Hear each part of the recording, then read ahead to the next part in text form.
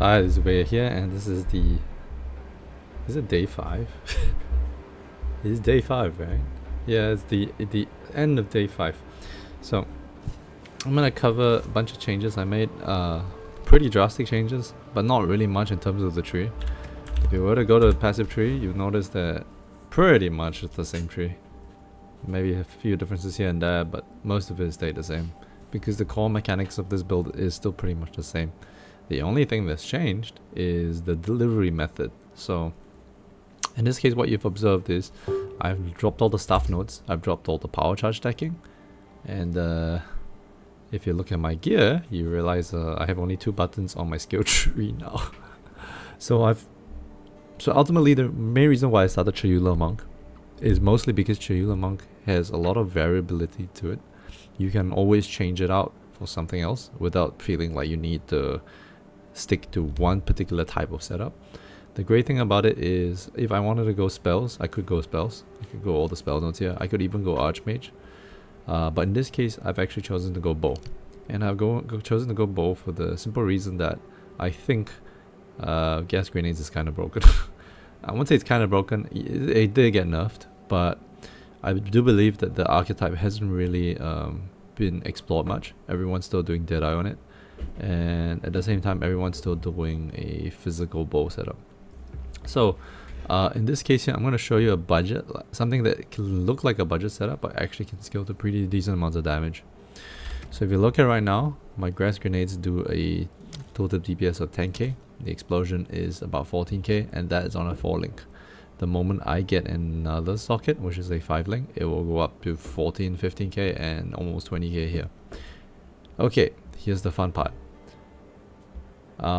Gas arrows, pretty much the explosions from this actually shotgun, right? So pretty much the more projectiles you have, the more damage you do, right? And so if you want to ask me how many projectiles I have, the answer is I have many projectiles. If you can count, those are 6 projectiles, which means the damage down here is being multiplied by 6 times. There is not many skills in this game that would give you that sort of DPS output, right? But gas grenades does. I'm going to show you how I'm scaling it, and also why I'm scaling in a way that is not competing with the Deadeye, because Deadeyes can only scale in one particular way, and also how it's factoring into my defenses. So right now I have 1.5k life, 1.5k ES, and 1k mana. All of this is my total max hit. So I have like 3 plus 4, 1 is 4k. So I have a total max hit of 4k here, and I have multiple ways of recovery. I don't have my 3rd ascendancy yet because I haven't actually attempted it. But the moment I do have my 3rd or my 4th ascendancy, I will have even more ways of recovery.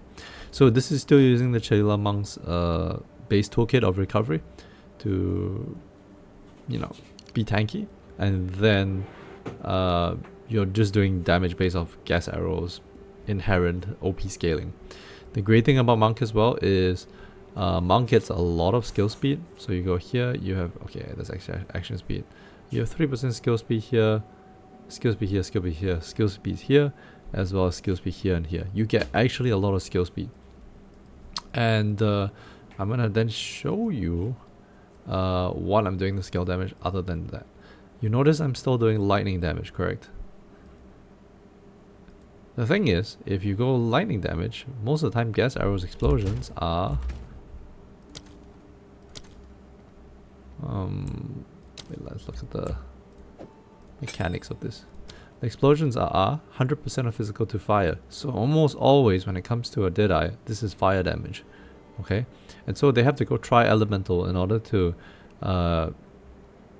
get decent amount of explosion damage. The thing with tri-elemental is that you can't actually focus on a single pen, because you just can't, right? And although majority of that damage is going to be fire,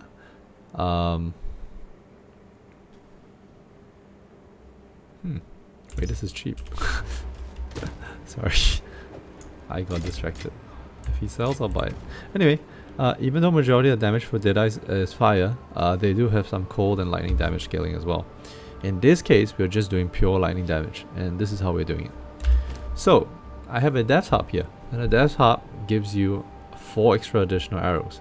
I've gotten one that has a corruption implicit on it that has an additional arrow, so altogether this is 5 additional arrows. So it's 3 plus 2, so that's 5 additional arrows. Altogether I do 6 arrows per attack.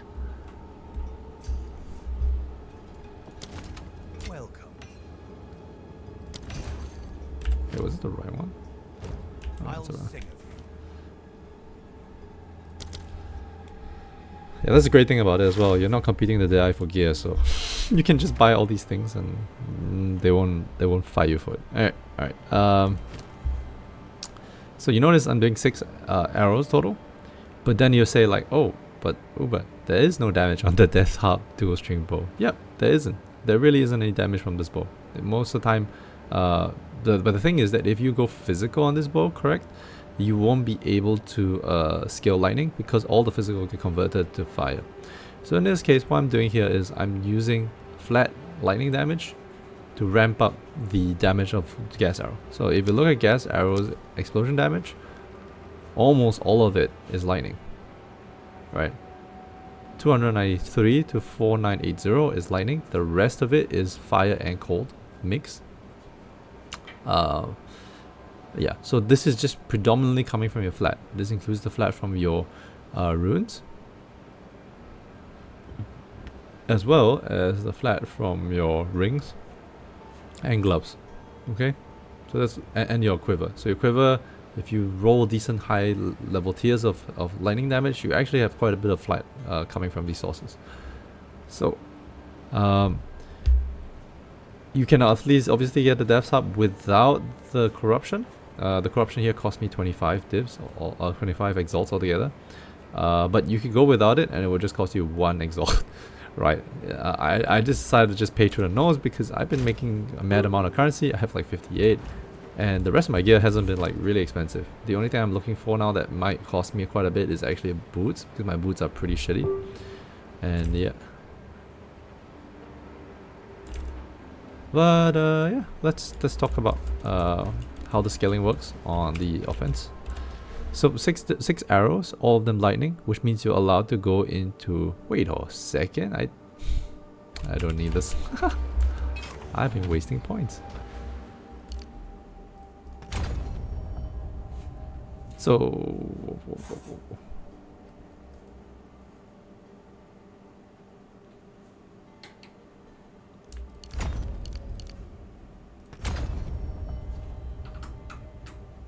huh. Okay, so the good thing is that now that I've got lightning damage, I can actually, well, I've got 4 points extra. I wonder what that goes to. Probably crit. Is there any crit nodes that I missed out?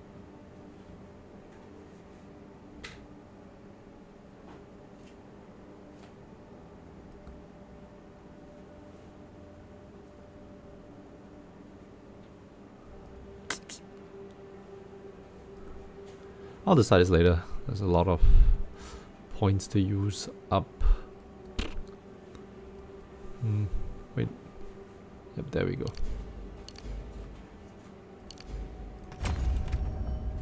Okay. Yeah. What's my crit chance now with this? 17.8. That's not too bad. Okay. So, yeah, you can go all the lightning nodes here. Some of them are pretty nice, like 15 more. You have all the lightning pen as well as lightning per intel. That one's not really that much, I think, because I only have 100. So this is like 20%, but still pretty decent for a 3-point ad. And this, you have lots of stuff like, for example, Herald of Thunder for lightning. So this is 70%, and then you're actually going crit. So crit is great because Death's Harp does have a critical damage bonus of 56 to 50 to 70. This is a bit low rolled, unfortunately, but you know, not much can be done about it. And then you have a lot of crit nodes here. So you have crit nodes here, attack, critical strike, base chance, lots of critical strike nodes, crit damage, crit strike chance. Yeah, that's pretty much it. So yeah, that's where your damage is coming from. And then survivability, you can actually go for ES and evasion hybrid. So right now I have 74 evasion, right? I don't have acrobatics unfortunately, but I don't think I need to. 40k max hit means that even if there are enemy slams, I have the ability to soak up quite a bit of them. As long as I don't run into 4 slams at once, it should be fine. Wait, am I? Okay, yeah. I was checking if I was muted. I forgot. Yep. So because of that, you can get life, mana, as well as ES for your total hit pool. You can go Mind Over Matter as well, which is kind of man right now because the only thing that really recovers your mana is Instant Flask. So I have Instant Flask 30% apply instantly, 20% apply instantly. So that is 50% of this flask apply instantly. But once I get the instant leech nodes, that means all the flames I pick up will have instant leech, right? So that works too, as well as leech that comes from, let's say, I don't really have much physical, so it doesn't really matter, but I just happen to have this ring, so I might replace this soon, we'll see.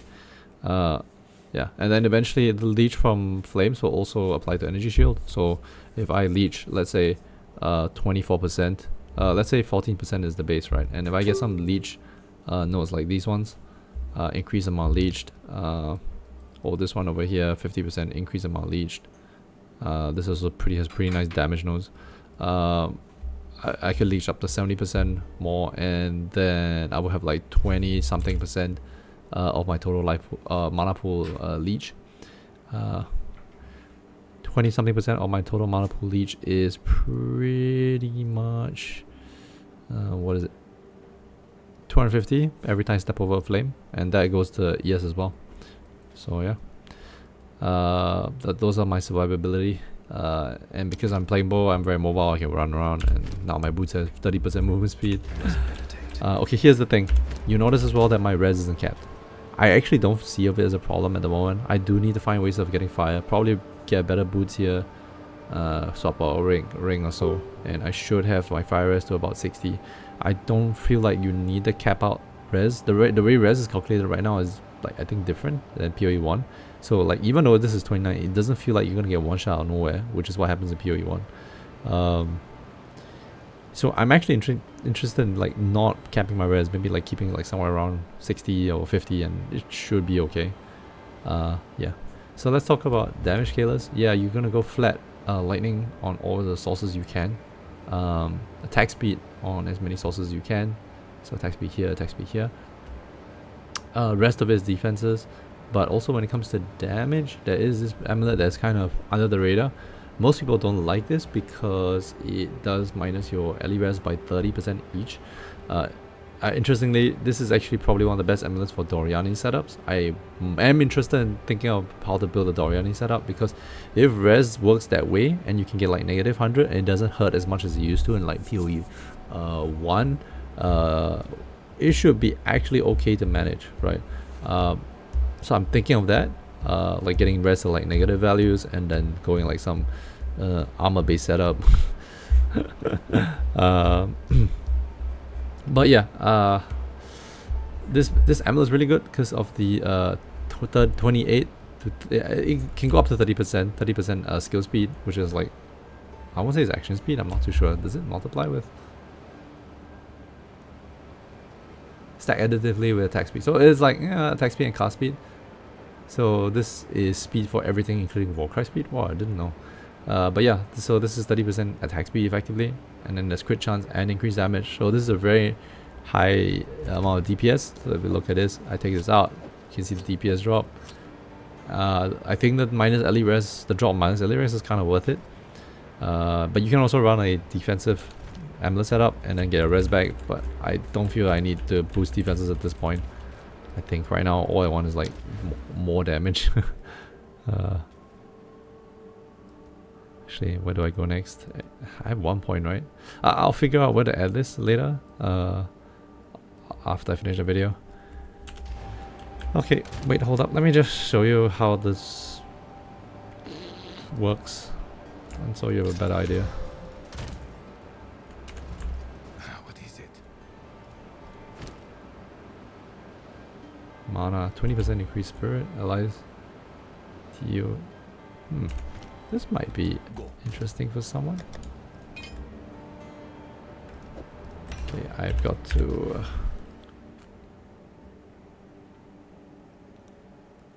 no, this is like my best one. This is like kind of good too. This is kind of good too.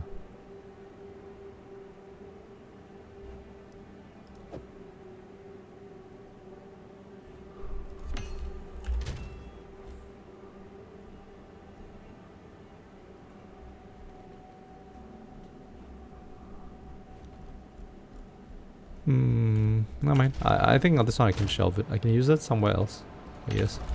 Okay, let me go here. Oh wait, I can do this one and then influence the area. Let me just put a low level one just to get this fast.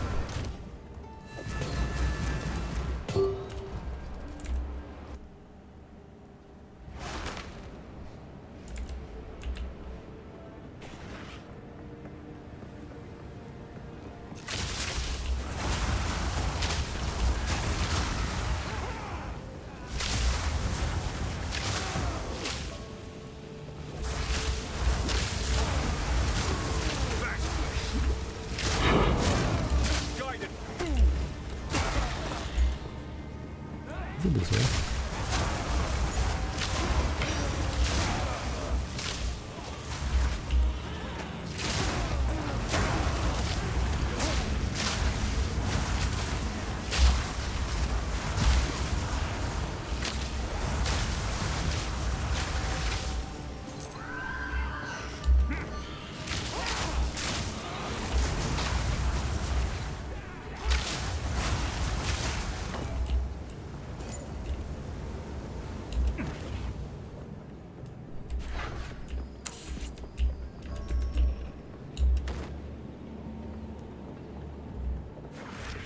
This should be it, yeah.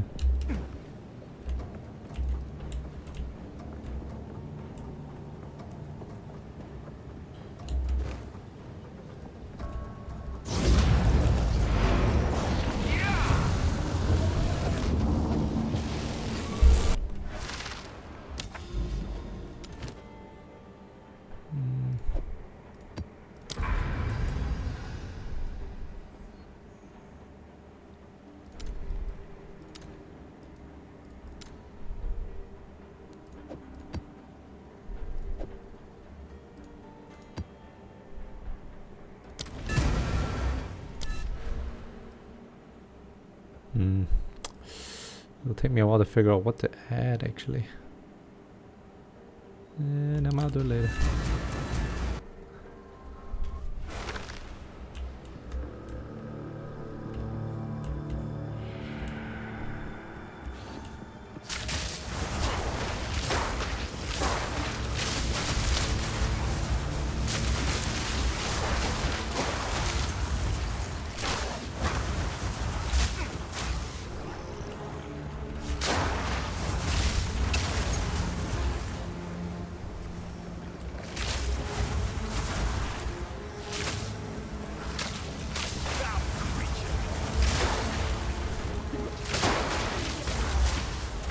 Is this a wall?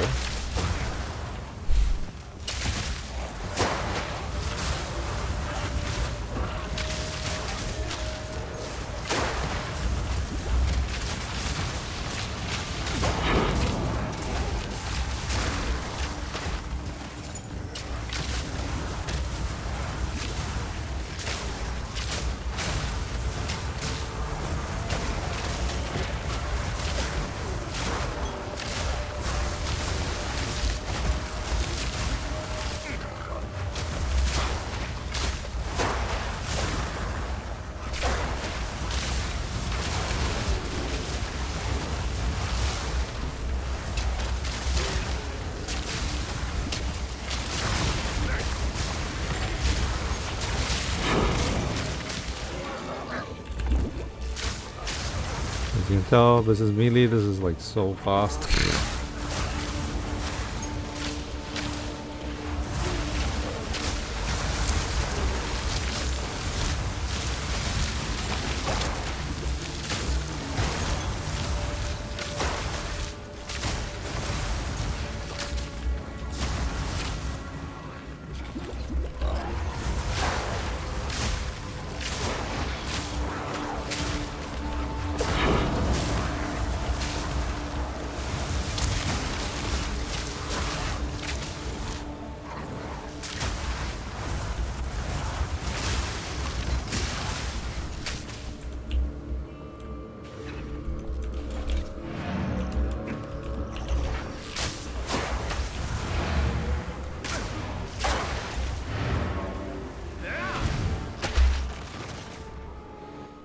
The tower. The sort of goal.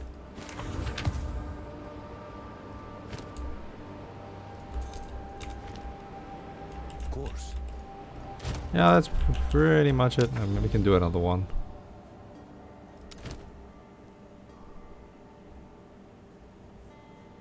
Let's recover your life and energy shield.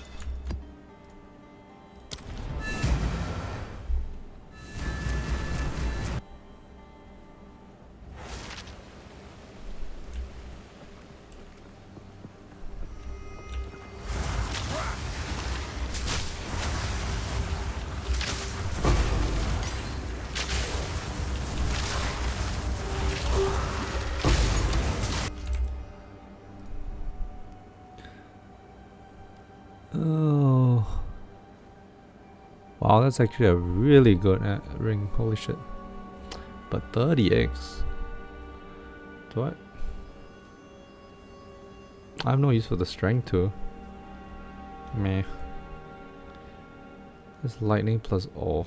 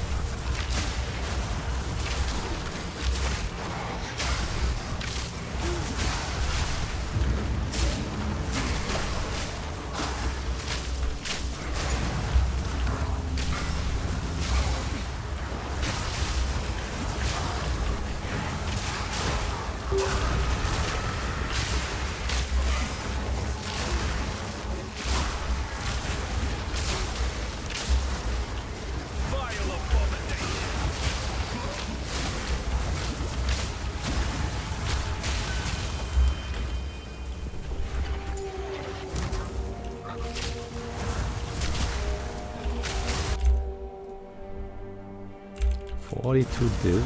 Thanks, no.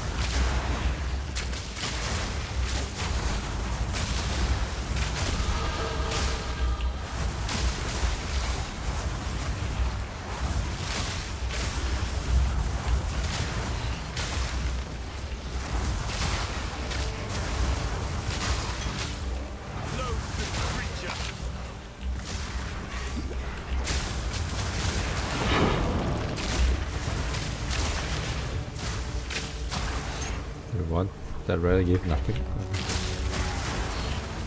Okay, I need to look for the last ritual. Don't know what the fuck that is.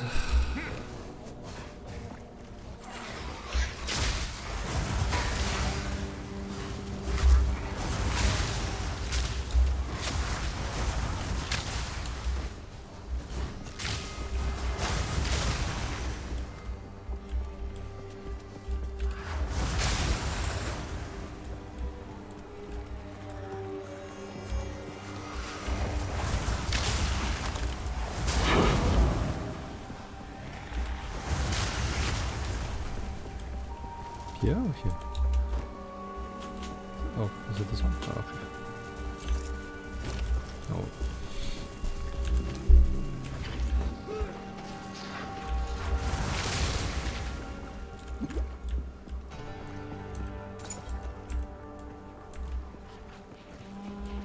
Man, they really should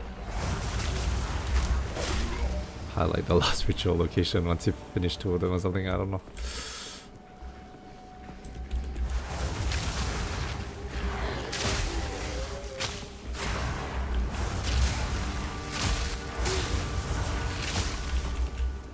Where in the world could it be? Oh, don't tell me all the way to start.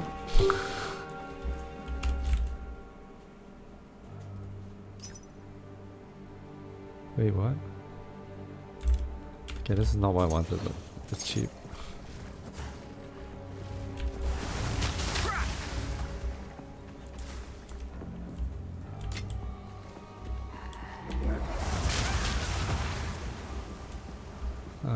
Down here?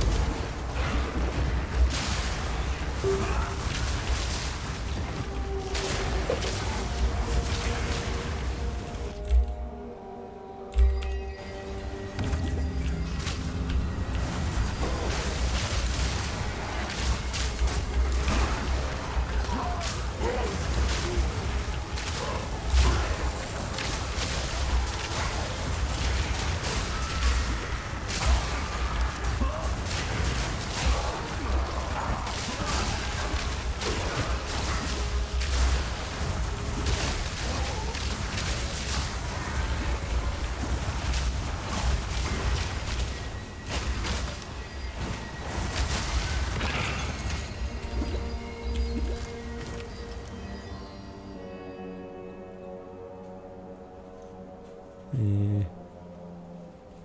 This is pretty meh.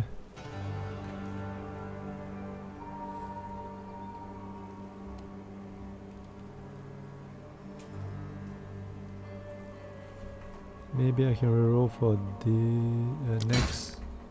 Oof. Can't defer that. It's okay. I think this is like 3x right now.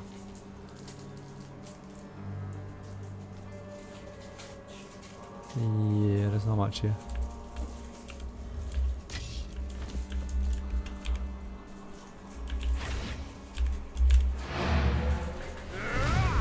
Okay, actually, let me just break down the skill use for you, so it's a little bit more straightforward. Oh, I've realized I didn't cover that.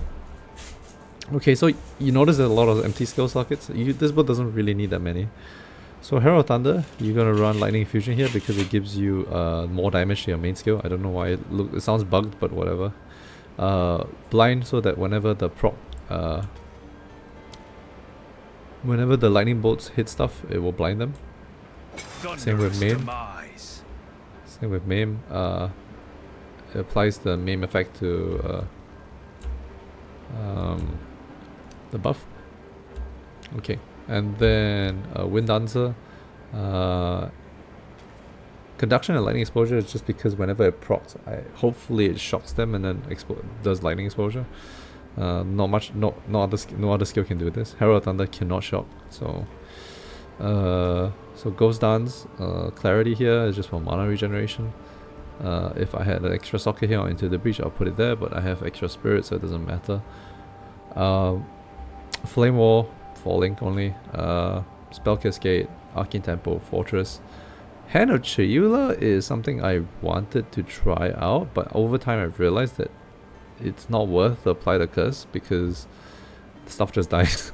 So, yeah, we can actually just remove this. And then you have more empty sockets for fun. I don't know.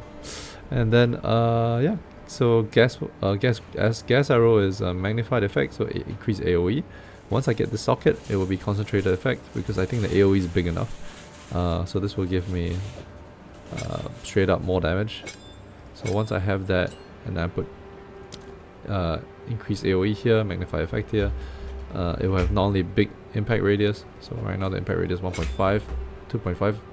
It's 2.5 with magnified. Without, it's 2. And when both of them are together, it's 1.8. So, or I can just swap this out, I don't know, and get something else. Anyway, it's only a falling, it can get even more damage. Into the Breach is interesting. It says not enough spirit to use, but you notice I'm still picking up the flames.